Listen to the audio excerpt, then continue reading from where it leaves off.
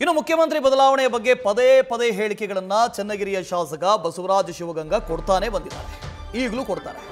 So ಅವರಿಗೆ ಒಂದು notice ಅನ್ನು ಕೊಡಲಾಗಿದೆ. ಕೆಪಿಸಿಸಿ ಶಿಸ್ತು ಸಮಿತಿಯಿಂದ ಶಿವಗಂಗಾಗೆ ನೋಟಿಸ್ ಜಾರಿಯಾಗಿದೆ.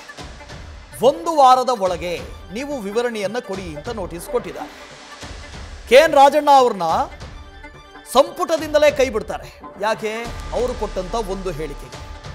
ಆದರೆ ಈ ಕಡೆಯಿಂದ ಶಿವಗಂಗಾ ಮೊದಲಿನಿಂದಲೂ DK ಶಿವಕುಮಾರ್ ಮುಖ್ಯಮಂತ್ರಿ ಆಗಬೇಕು, ಅಧಿಕಾರ ಬದಲಾವಣೆ ಆಗುತ್ತೆ, ಅಧಿಕಾರ ಹಂಚಿಕೆ ಮಾಡ್ತಾರೆ, ಸಿದ್ದರಾಮಯ್ಯನವರ ಬದಲಾಗಿ DK ಶಿವಕುಮಾರ್ ಅವರು ಮುಖ್ಯಮಂತ್ರಿ ಆಗ್ತಾರೆ ಅಂತ ಹೇಳ್ತಾನೆ ಬರ್ತಾ ಇದ್ದಾರೆ.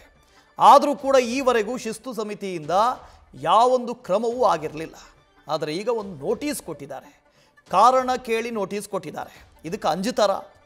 ಇದೇನು ಮೊದಲನೇ ನೋಟಿಸ್ ಅಲ್ಲ. ಈ ಹಿಂದೆಯೂ ಕೂಡ ಅನೇಕ ನೋಟಿಸ್ಗಳು ಹೋಗಿದ್ದಾವೆ.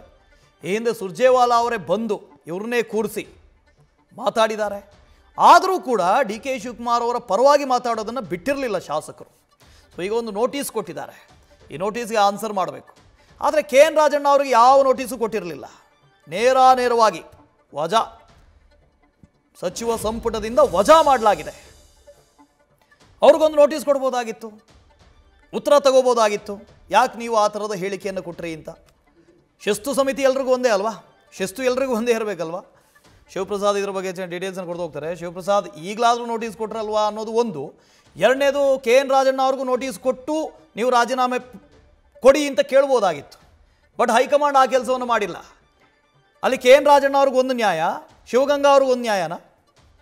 ಖಂಡಿತವಾಗಿ ವಾಸುದೇವ್, ನೋಟಿಸ್ ಕೊಡ್ತಕ್ಕಂಥ ವಿಚಾರದಲ್ಲಿ ಸಚಿವರು ಮತ್ತು ಶಾಸಕರು ಅಂತಕ್ಕಂಥ ಭಿನ್ನತೆಯನ್ನ ಹೈಕಮಾಂಡ್ ನಾಯಕರು ಮತ್ತೆ ರಾಜ್ಯ ನಾಯಕರು ಅನುಸರಿಸ್ತಾರೆ. ಸಚಿವರ ವಿಚಾರ ಬಂದಂತ ಸಂದರ್ಭದಲ್ಲಿ ಹೈಕಮಾಂಡ್ ನಾಯಕರು ಸಚಿವರಿಗೆ ನೋಟಿಸ್ ಕೊಡೋದಿರ್ಬೋದು ಅಥವಾ ಅವ್ರಿಗೆ ಅಂತಕ್ಕಂಥ ಅಧಿಕಾರವನ್ನ ಕೇಂದ್ರದ ಶಿಸ್ತು ಸಮಿತಿ ಮತ್ತೆ ಕೇಂದ್ರದ ನಾಯಕರು ಹೊಂದಿರ್ತಾರೆ. ಆದ್ರೆ ರಾಜ್ಯದ ವಿಚಾರ ಬಂದಂತ ಸಂದರ್ಭದಲ್ಲಿ DCM ಇರ್ಬೋದು, ಅಂದ್ರೆ KPCC ಅಧ್ಯಕ್ಷರು ಮತ್ತೆ ಶಿಸ್ತು ಸಮಿತಿಯ ಅಧ್ಯಕ್ಷರಿಗೆ ಶಾಸಕರನಿಗೆ ಅವರಿಂದ ವಿವರಣೆ ಬಯಸ್ತಕ್ಕಂಥದ್ದು ಇರ್ಬೋದು, ನೋಟಿಸ್ ಕೊಡ್ತಕ್ಕಂಥ ಅಧಿಕಾರವನ್ನು ಕೂಡ ಹೊಂದಿರ್ತಾರೆ. ಈ ಹಿಂದೆ ಇಕ್ಬಾಲ್ ಹುಸೇನ್ ಅವರು ಕೂಡ DCM ಪರವಾಗಿ ತಮ್ಮ ಹೇಳಿಕೆಯನ್ನು ನೀಡಿದ್ರು. ಆ ಸಂದರ್ಭದಲ್ಲಿ ಖುದ್ದು DCM DK ಶಿವಕುಮಾರ್ ಅವರ ನೋಟಿಸ್ ಅನ್ನ ಜಾರಿ ಮಾಡಿದ್ರು.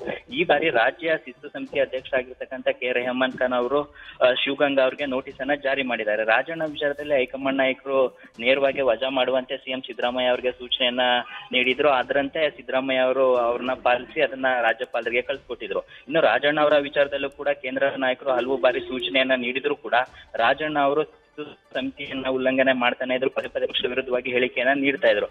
ಜೊತೆ ಈಗ ಹೈಕಮಾಂಡ್ ನಾಯಕರ ಸೂಚನೆ ಮೇರೆಗೆ ಈಗ ರಾಜ್ಯದ ಶಿಸ್ತು ಸಮಿತಿ ಅಧ್ಯಕ್ಷರಾಗಿರ್ತಕ್ಕಂಥ ರೆಹಮಾನ್ ಖಾನ್ ಅವರು ಬಸವರಾಜ ಶಿವಗಂಗಾ ಅವ್ರಿಗೂ ನೋಟಿಸ್ ಅನ್ನ ನೀಡೋದ್ರ ಮುಖಾಂತರ ನಾಯಕತ್ವ ವಿಚಾರ ಇರ್ಬೋದು, CM ಸ್ಥಾನದ ಬದಲಾವಣೆ ವಿಚಾರ ಕುರಿತಂತೆ ಯಾರು ಕೂಡ ಬಹಿರಂಗವಾಗಿ ಹೇಳಿಕೆಯನ್ನ ನೀಡಬಾರದು ಎಂಬತಕ್ಕಂಥ ಸೂಚನೆಯನ್ನು ಕೂಡ ಈ ನೋಟಿಸ್ ನಲ್ಲಿ ಉಲ್ಲೇಖ ಮಾಡೋದ್ರ ಜೊತೆಗೆ 7 ದಿನಗಳ ಒಳಗಾಗಿ ತಾವು ಉತ್ತರವನ್ನು ಕೂಡ ನೀಡಬೇಕು ಎಂಬತಕ್ಕಂಥ ಸೂಚನೆಯನ್ನು ಕೂಡ ನೀಡಲಾಗಿದೆ. ಈಗಾಗಲೇ ನಾಯಕತ್ವ ವಿಚಾರ ಕುರಿತಂತೆ ಅನೇಕ ಶಾಸಕರುಗಳು ಬಹಿರಂಗವಾಗಿ ಹೇಳಿಕೆಯನ್ನ ನೀಡಬಹುದು. ಜೊತೆಗೆ ರಾಜಣ್ಣ ಅವರ ವಜಾ ವಿಚಾರ ಕುರಿತಂತೆ ಅನೇಕರು ಮಾತನಾಡ್ತಕ್ಕಂಥ ಸಾಧ್ಯತೆ ಇದೆ. ಇದರ ಜೊತೆಗೆ ಅಧಿವೇಶನ ಕೂಡ ನಡೀತಾ ಇರತಕ್ಕಂಥ ಈ ಸಂದರ್ಭದಲ್ಲಿ ಕೆಲವೊಂದಿಷ್ಟು ಶಾಸಕರು ಅನಗತ್ಯವಾಗಿ ಹೇಳಿಕೆಯನ್ನ ನೀಡೋದ್ರ ಮುಖಾಂತರ ಸರ್ಕಾರ ಮತ್ತೆ ಪಕ್ಷಕ್ಕೆ ಇರುಸುಮುರುಸನ್ನ ಉಂಟು ಮಾಡಬಹುದು. ಜೊತೆಗೆ ಸರ್ಕಾರ ಈಗ ಪ್ರತಿಪಕ್ಷಗಳ ಆರೋಪಗಳಿಗೆ ತಕ್ಕ ಉತ್ತರವನ್ನ ನೀಡತಕ್ಕಂಥ ಈ ಸಂದರ್ಭದಲ್ಲಿ ಶಾಸಕರ ಹೇಳಿಕೆಗಳಿಂದ ಮುಜುಗರ ಉಂಟಾಗಬಾರದು ಎಂಬತಕ್ಕಂಥ ನಿಟ್ಟಿನಲ್ಲಿ ಈಗ ಬಸವರಾಜ ಶಿವಗಂಗಾ ಅವ್ರಿಗೂ ಕೂಡ ನೋಟಿಸ್ ಅನ್ನ ನೀಡಲಾಗಿದೆ.